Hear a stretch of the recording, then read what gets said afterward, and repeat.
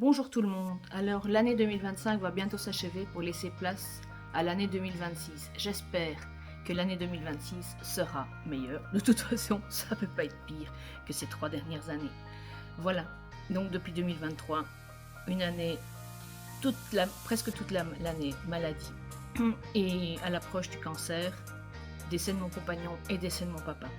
2 chocs émotionnels sur, en plus, ce cancer à traiter. Je n'ai jamais eu peur, et c'est ce que je souhaite à chacun, de développer en fait une sorte de force intérieure, de vous laisser aller et de ne pas avoir peur. Le fait de ne pas avoir peur et d'avoir fait confiance en la médecine, je n'ai pas eu mal sur les 6 interventions que j'ai subies, et je n'ai pas eu peur, même quand on m'a annoncé que, après le décès de mon compagnon, on m'a annoncé que les ganglions du ventre, s'ils étaient positifs, eh bien, on ne pouvait pas me traiter.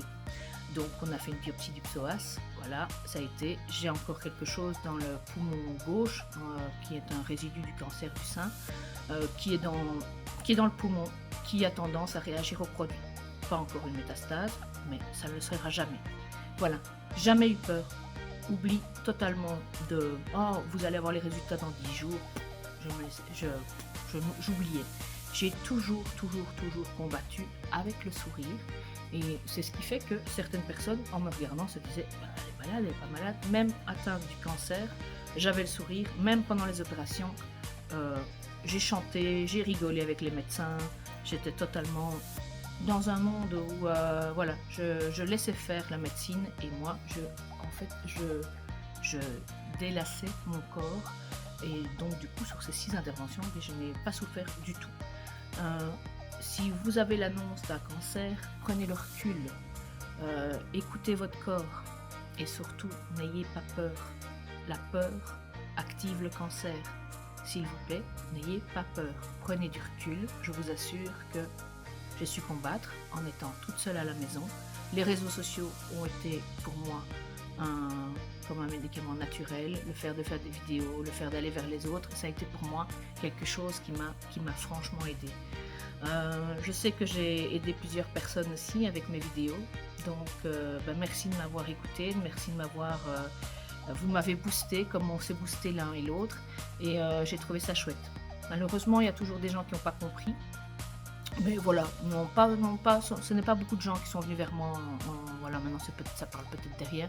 J'espère qu'en 2026, vous allez développer votre empathie et le respect pour les gens qui sont malades, et qui le fait qu'un handicap invisible ou une maladie, un cancer, ça peut se faire avec un grand sourire, et on peut avoir un grand sourire, parce que je crois que même morte, je sourirai.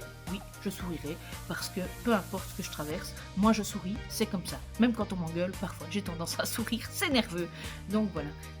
Et j'ai voulu, pendant ces 3 années, aider les gens, et montrer qu'on pouvait vivre autrement un cancer, et surtout expliquer pour que des gens ne subissent pas la même chose, et peut-être que certaines personnes n'ont pas le même moral d'acier.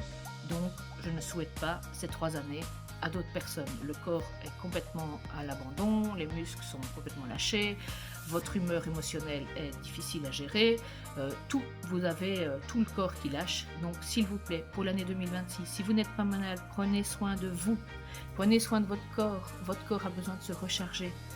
Apprenez à écouter votre corps a besoin de se nourrir d'eau. Voilà, vous avez besoin d'eau, 1,5 litre à 2 litres par jour d'eau. Vous avez besoin de vous aérer, de marcher, de faire du sport. Le sport est quelque chose qui m'a aidé très fort dans ma chimio. Le sport, si vous savez le faire, parce que physiquement, moi j'ai du mal encore à le faire, mais chaque fois que je peux, j'essaye. Bambou, s'il te plaît. Et ceux qui sont malades, merci de m'avoir suivi.